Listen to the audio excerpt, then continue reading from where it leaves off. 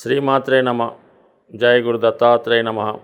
ఈ వీడియోలో మనం ఆగస్టు 1వ తారీఖు నుంచి 31వ తారీఖు మధ్యలో జరగబోయే మాస ఫలితాలు కుంభరాశి వారికి ఏ విధంగా ఉండబోతుంది అని పరిశీలిస్తే, మరి ప్రస్తుతం ఈ రాశి వారికి ఉన్నటువంటి గ్రహస్థితి పరిశీలించినప్పుడు రాశి యందే శనిగ్రహ సంచారం, ద్వితీయ స్థానంలో రాహు, మరి చతుర్థమందు కుజ గురువులు, 6వ స్థానంలో రవి, సప్తమంలో శుక్రబుధులు, అష్టమంలో కేతువు. మరి ఈ నెలలో శని భగవానుడు వీరి రాశి వారికి పూర్వభాద్ర నక్షత్రం అయినటువంటి గురువు యొక్క నక్షత్రంలోకి ప్రవేశించడం జరిగింది. పైపెచ్చి వక్రగమనంలో ఉండడం జరిగింది. అంటే దీన్ని బట్టి మనకి జాతకుడు అత్యంత శ్రమపడి, గతంలో కన్నా ఎక్కువగా కష్టపడి తన యొక్క ఆర్థిక వనరులు పెంచుకునే ప్రయత్నం జరుగుతుంది. అంటే గురువు ఈ రాశి వారికి ధన లాభాధిపతి. ఈ మొత్తం కుంభరాశి వారికి ధన సంపాదన కానీ, ధనం దాచుకోవడంలో కానీ గురువే మెయిన్ కీలకంగా ఉండడం జరుగుతుంది. మరి జాతకుడికి గురువు బలంగా ఉంటే మరి ఆ నెలంతా కూడా ధన సంపాదన బాగుంటుంది. పాపగ్రహాలతో కలిసి ఇబ్బంది పడుతుంటే ఆర్థిక పరంగా ఇబ్బంది పడుతుంటాడు. అంటే చాలా వరకు గురువు యొక్క స్థితి మీదే కుంభరాశి వారి యొక్క ధనస్థితి, ఆర్థిక స్థితి ఆధారపడి ఉంటుంది. అటువంటి వారికి మరి ప్రస్తుతం ఈ శని సంచారం చాలా వరకు ఆర్థిక సంబంధించిన విషయాల్లో అనుకూలత, స్వయం కృషితో ధన సంపాదన పెరగడం, గతంలో నష్టపోయిన లేదా పోగొట్టుకున్నటువంటి ధనం తిరిగి చేతికి వచ్చే అవకాశం ఉన్నది.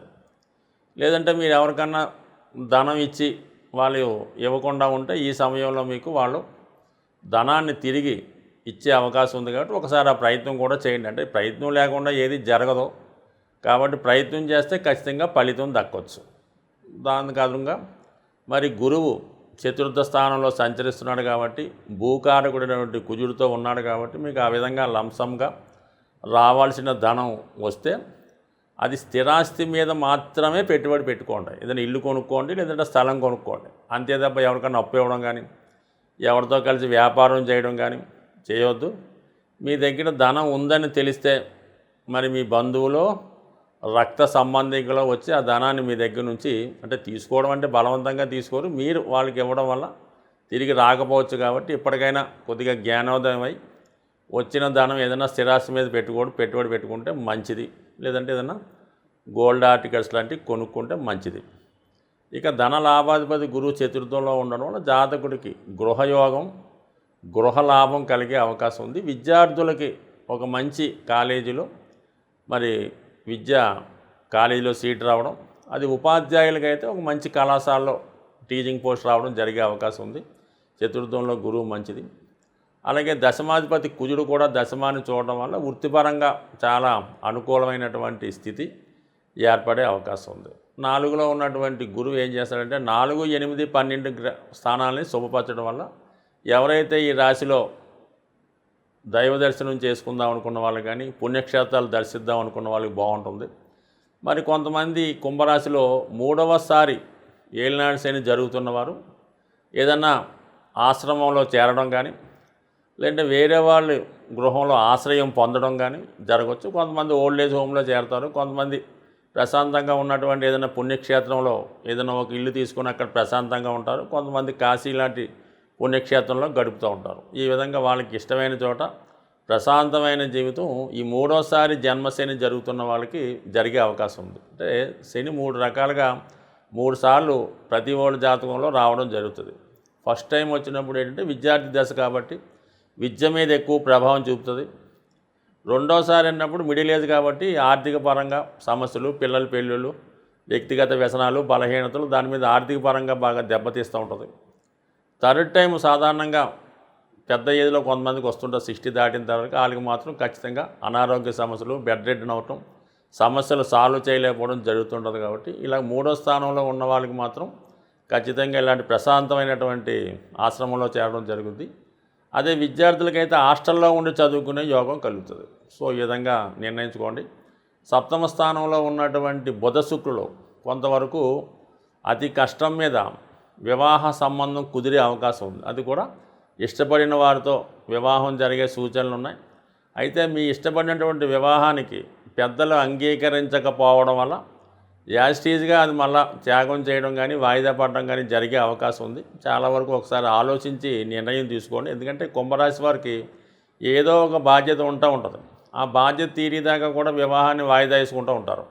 ఏదన్నా ఈ మంచి ఇష్టపడి పెళ్లి చేసుకుందన్న టైంకి వాళ్ళు ఇంకా సెటిల్ అవ్వకపోవడం వల్ల ఆ ప్రేమను త్యాగం చేస్తారు. వాళ్ళకి పెళ్ళి అయిపోద్ది. మళ్ళీ 35, 36 సంవత్సరంకి మళ్ళీ వీళ్ళు పెళ్లి చేసుకుందాం అనుకుంటే రాకపోవడం, అప్పటికి కూడా వీళ్ళ మీద ఆధారపడి ఉన్న వాళ్ళు పెద్దలు ఇంకా అంగీకరించకపోవడం ఇలాంటివి చేస్తూ ఉంటారు. కాబట్టి ఖచ్చితంగా మరి ఈ కుంభరాశిలో వివాహం కాకుండా 36 సంవత్సరాలు దాటిపోయి ఉన్నవాళ్ళు ఎవరన్నా ఉంటే వాళ్ళు ఎప్పటికైనా వివాహం చేసుకొని ఒక స్థిరపడితే బాగుంటుంది. ఎందుకంటే దానికి అంతా కేంద్రాల్లో శుభగ్రహాలు ఇవన్నీ కూడా మీకు సహకరిస్తున్నాయి. కాబట్టి ఒక నిర్ణయం తీసుకొని నిర్ణయించుకోండి. బట్ ఏదైనా కుటుంబ సమస్యలు ఈ రాశి వారి మీద చాలా ఎక్కువ ప్రభావం చూపుతాయి. గతంలో మీరు అయిపోయింది అనుకున్నటువంటి సమస్య మళ్ళీ బయటికి వచ్చి దానివల్ల కూడా కొంత నష్టపోయే అవకాశం ఉన్నది. అనవసర విషయాల్లో కలగజేసుకోవడం వల్ల, ఇతరుల బాధ్యతలు నెత్తినేసుకోవడం వల్ల ఖచ్చితంగా ఈ జాతకుడు నష్టపోతూ ఉంటాడు. ప్రస్తుతం ఈ కుంభరాశి వారికి 2, 8 స్థానాల్లో రాహుకేతు ఎక్సెస్ ఈ విధంగా కుటుంబ బాధ్యతలు, ఇతరుల బాధ్యతలు, అక్కలేని సమస్యలతో సతమతం అవుతుంటాడు. ఎప్పుడు కూడా కుంభరాశి వారు సొంత సమస్యల వల్ల ఇబ్బంది పడడు, ఇతరుల సమస్యలు కొని తెచ్చుకోవడం వల్ల ఇబ్బంది పడుతుంటాడు. కాబట్టి ఎప్పటికైనా జాగ్రత్త పడితే మంచిది. సాధారణంగా ద్వాదశ రాశుల వారికి కూడా ఎక్కువ సమస్యలు అన్నది రుణ సమస్యలు ఎక్కువగా ఇబ్బంది పడడం జరుగుతూ ఉంటుంది.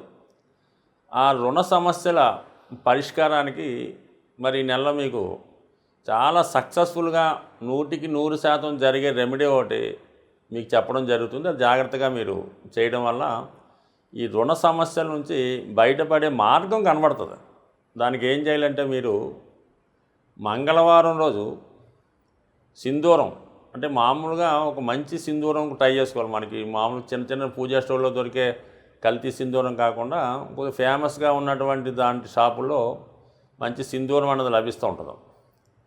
దానికి అంటే మనం చేయట్లేదు, ఆ టెంపుల్లో పూజారి గారికి ఇవ్వడం వల్ల ఆ సింధూరంకి మామూలుగా ఈ సంపంగి నూనె అని, మల్లె నూనె అని బాగా మంచి స్మెల్ వచ్చే ఆయిల్స్ ఉంటాయి. దొరికితే చామంతి నూనె, లేదంటే మల్లె మొగ్గల నుంచి తయారు చేసిన నూనె, లేదంటే సంపంగి నూనె.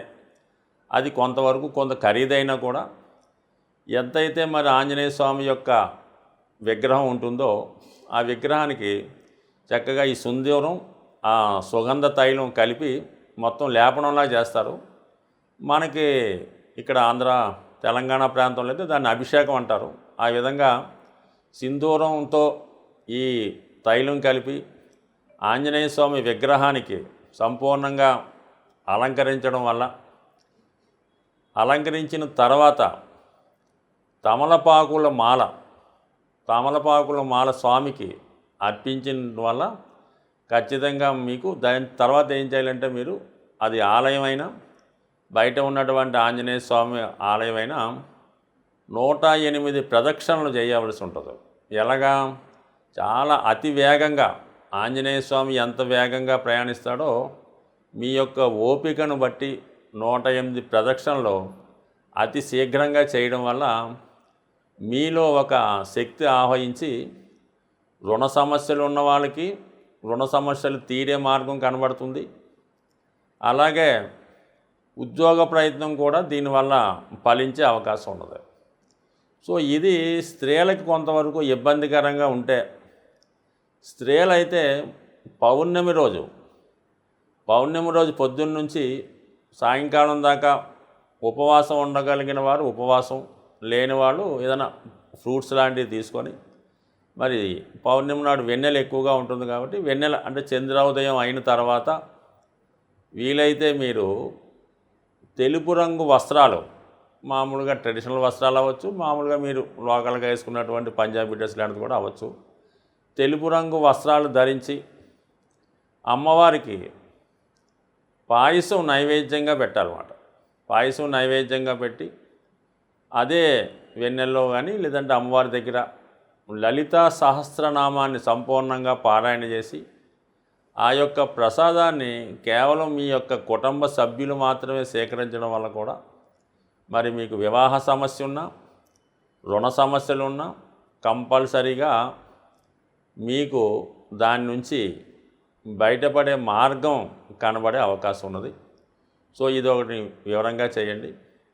ఎంత పెద్ద రెమెడీ చేయలేని వాళ్ళు ఏం చేస్తారంటే మామూలుగా సింధూరాన్ని చక్కగా కొబ్బరి నూనెలో కలిపి ఒక 108 తమలపాకులు తీసుకొని ప్రతి తమలపాకు మీద సింధూరంతో ఒక చిన్నగా ఒక మనకి ఈ ఉంగరం వేలుతో చిన్న గీతలా గీసి ప్రతి ఒక తమలపాకు ఒక ఆంజనేయ స్వామి యొక్క నామంతో లేదంటే శ్రీరామ అని స్వామి పాదాల దగ్గర ఉంచి మీ యొక్క కోరిక చెప్పుకోవడం వల్ల 100% మరి ఏదైనా ఆంజనేయ స్వామికి తమలపాకులు ఏ విధంగా సమర్పించినా మీరు ఏ ప్రయత్నం చేసినా స్వామికి చెప్పుకుంటే అది ఖచ్చితంగా తీరే అవకాశం ఉంది.